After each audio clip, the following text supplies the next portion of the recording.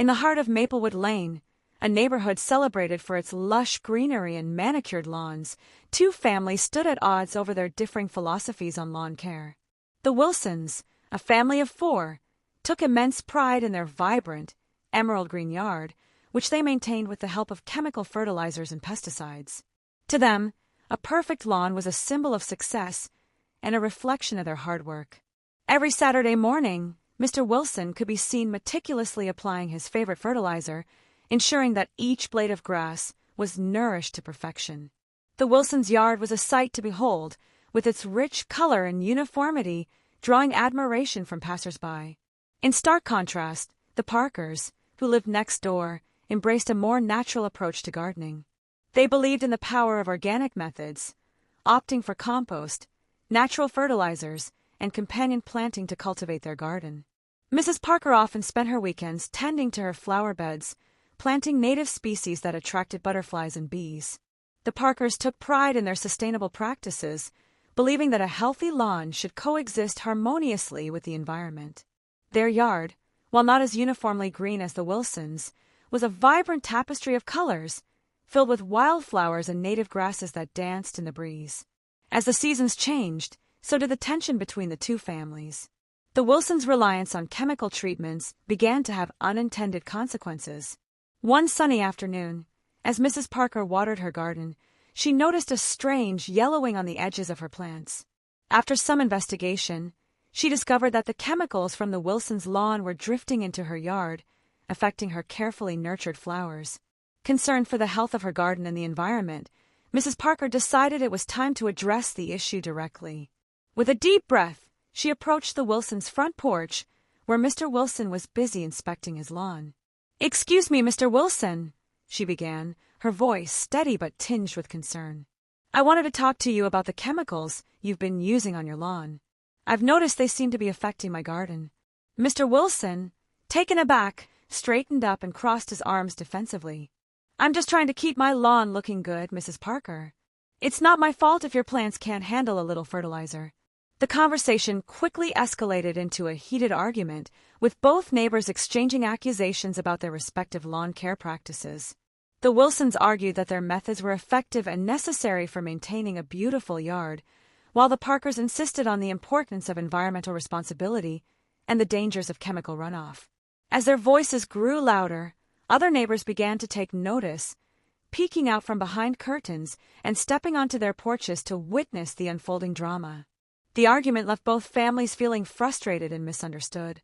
The Wilsons felt attacked for their choices, while the Parkers were disheartened by the lack of consideration for the environment. As the days turned into weeks, the tension only grew, with both families avoiding each other and exchanging passive-aggressive comments whenever they crossed paths. The once friendly neighborhood atmosphere began to feel strained, and the divide between the Wilsons and the Parkers deepened. Little did they know, a solution was on the horizon. The local gardening club, which had been observing the escalating conflict, decided to intervene. They organized a workshop on sustainable lawn care, inviting both families to participate. The hope was that through education and shared experiences, the two families could find common ground and mend their fractured relationship. As the date of the workshop approached, both families were filled with a mix of apprehension and curiosity. Would they be able to set aside their differences and learn from one another? Or would the divide between their lawn care philosophies prove too great to bridge? The answer lay just around the corner, waiting to unfold in the coming chapters of their story. As the day of the workshop approached, the air in Maplewood Lane was thick with anticipation. Flyers had been distributed throughout the neighborhood, announcing the event and encouraging residents to come together to learn about sustainable lawn care practices. The local gardening club, known for its commitment to fostering community and environmental awareness, had organized the workshop in response to the growing tensions between the Wilsons and the Parkers. Mrs. Parker, who had initially been skeptical about attending, found herself intrigued by the idea of learning new techniques that could benefit her garden. She believed that understanding more about sustainable practices could help her articulate her concerns to the Wilsons in a more constructive manner. Meanwhile, Mr. Wilson, feeling the pressure of the ongoing conflict, reluctantly agreed to attend, hoping to defend his methods while also gaining insight into the organic approach that had become a point of contention. On the day of the workshop, the community center buzzed with excitement. Neighbors gathered, chatting and sharing gardening tips as they awaited the start of the session. The atmosphere was warm and inviting, a stark contrast to the tension that had characterized the Wilsons and Parkers' interactions. As the workshop began, the club's president, a knowledgeable and passionate gardener named Miss Thompson, welcomed everyone and introduced the topic. Today, we're going to explore sustainable lawn care practices that not only enhance the beauty of our yards but also protect our environment, she announced, her enthusiasm infectious. We'll discuss organic fertilizers, pest management, and the importance of biodiversity in our gardens. As Miss Thompson spoke, both families listened intently. The Wilsons, who had always relied on chemical solutions, were surprised to learn about the benefits of composting and natural pest deterrents. Meanwhile, the Parkers were eager to hear about new techniques that could enhance their organic practices. The workshop included demonstrations, hands-on activities, and even a Q&A session, allowing participants to engage with the material and ask questions. During a break, Mrs. Parker found herself standing next to Mr. Wilson at a table filled with samples of organic fertilizers. "I didn't realize there were so many options," she said, trying to break the ice. "Have you ever considered trying something like this?" Mr. Wilson hesitated, his pride battling with curiosity. "I've always thought they wouldn't work as well as the chemicals," he admitted, glancing at the various products. "But I suppose I've never really given them a chance." Their conversation was interrupted by Miss Thompson, who approached them with a smile. "I'm glad to see you both here. It's important to share knowledge and learn from each other. Why don't you both join the next demonstration? It's about creating a healthy soil ecosystem." As they moved to the demonstration area, the tension between the two families began to dissipate. They watched as Miss Thompson explained the importance of soil health and how it directly impacted the health of their lawns. The demonstration included mixing compost into the soil and discussing the benefits of earthworms and beneficial insects. "Healthy soil leads to healthy plants," Miss Thompson emphasized. "And when we work together to improve our environment, we all benefit." As the workshop continued, both families found themselves engaged in discussions about their respective practices. The Wilsons began to see the value in the Parkers' organic methods, while the Parkers recognized the challenges the Wilsons faced in maintaining their lawn. By the end of the session, they were exchanging ideas and tips, their initial animosity slowly transforming into a budding camaraderie. As the workshop concluded, Miss Thompson encouraged everyone to take what they had learned back to their own yards. Remember, gardening is not just about competition, it's about community and collaboration. Let's support each other in creating beautiful, sustainable spaces. With that, the attendees began to disperse, but the Wilsons and the Parkers lingered, discussing their newfound insights. "Maybe we could try a little collaboration ourselves," Mrs. Parker suggested, her eyes sparkling with enthusiasm. "What if we worked together on a small project to improve both our lawns?" Mr. Wilson nodded, a smile breaking through his earlier reservations. "I'd be open to that. Perhaps we could start with a section of your garden and see how the organic methods work alongside my traditional ones." As they exchanged contact information and made plans to meet again, both families felt a sense of hope. The workshop had not only provided them with valuable knowledge, but had also opened the door to a new chapter in their relationship. The green divide that had once separated them was beginning to close, and the promise of collaboration lay ahead. The following weekend, the Wilsons and the Parkers gathered in the Parkers' yard, ready to embark on their collaborative project. The sun shone brightly, casting a warm glow over the vibrant flowers and lush greenery that filled the space. Mrs. Parker had prepared a list of tasks, eager to get started. She had envisioned a small area where they could experiment with integrating organic practices alongside the Wilsons' traditional methods. "Thank you for coming over today," Mrs. Parker said, her enthusiasm palpable. "I think we can create something beautiful together. Let's start by improving the soil in this section."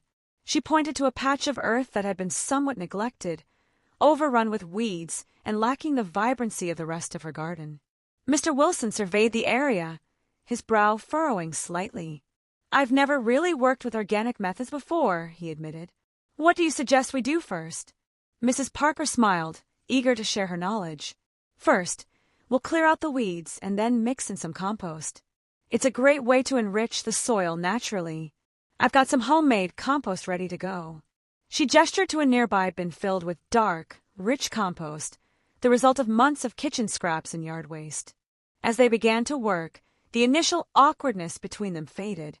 They chatted about their families, their favorite plants, and even shared a few laughs as they dug into the earth.